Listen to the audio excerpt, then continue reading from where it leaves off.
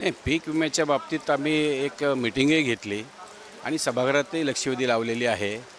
आणि आता मीटिंगमध्ये असं ठरलं किंवा कलेक्टरने सांगितलं आणि सचिवांनी सांगितलं की आपण हा सगळं आपण दिल्लीला हे सगळं पाठवावं लागेल आणि दिल्लीवरून ह्याचं परमिशन वगैरे घेऊन करावं लागेल. तर निश्चितच आम्हाला पीक विमा निश्चित मिळेल.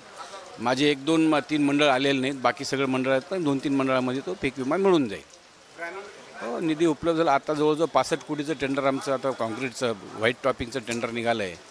आणि गाव टू रस्ता म्हणजे गावाला मेन रस्त्यापासून जोडायचं जे काम आहे ते जवळजवळ आता 65 कोटीचं टेंडर आहे. आता आणखीन जवळजवळ 100 कोटीचं आणखीन एक काम आहे, तेही आम्हाला मिळणार आहे. म्हणजे जवळजवळ आता माझ्या मतदारसंघामध्ये 75 ते 80% कामं म्हणजे गावाला मेन रस्त्यापासून जोडणारे हे पूर्ण होतील.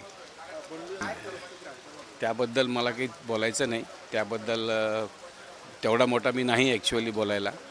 तर तो विषय फार वरच्या लेवलचा असतो. आता मला म्हणजे मला एक बोलायचं जरूर आहे. आता आमच्या ग्रामीणमध्ये काय झालेलं आहे, मी लक्षवेधी लावली आहे त्याची. ग्रामीणमध्ये लोड शेडिंग आहे 6 ते 10. तर 6 ते 10 जर लोड शेडिंग जर असेल तर ग्रामीणमध्ये खेड्यागावामध्ये 6 ते 10च स्वयंपाक करणं, जेवणं ह्या सगळ्या गोष्टी ज्या असतात 6 ते 9 वाजेपर्यंत. 10 वाजता आमच्याकडे ग्रामीणमध्ये लोक झोपतात. तो नेमका टाईम साधून लोड शेडिंग आहे, त्याच्याबद्दल लक्षवेधी लावलेली आहे. आणि त्याबद्दल मी निश्चितच मुख्यमंत्र्यांना भेटणार आहे आणि तो 6 ते 10 जो आता लोड शेडिंग आहे ते ताबडतोब कमी करण्यात यावा अशी मी विनंती करणार आहे. खरं आहे ते, खरं आहे. 8 दिवस कचरा उचलला जात नाही. महानगरपालिकेत कुठल्या प्रकारचा जो विकास व्हायला पाहिजे किंवा जो कामं व्हायला पाहिजे ते कुठल्या प्रकारचे महानगर होत नाही आहेत सध्या. खरं आहे, खरं खरं आहे, खरं आहे, खरं आहे. नाही, आता तिथले महापौर आहे, तिथले आमदार आहे, ते बघून घेतील. काय आमचं डोकं घालायचं काही कारण नाही तिथं परभणीमध्ये.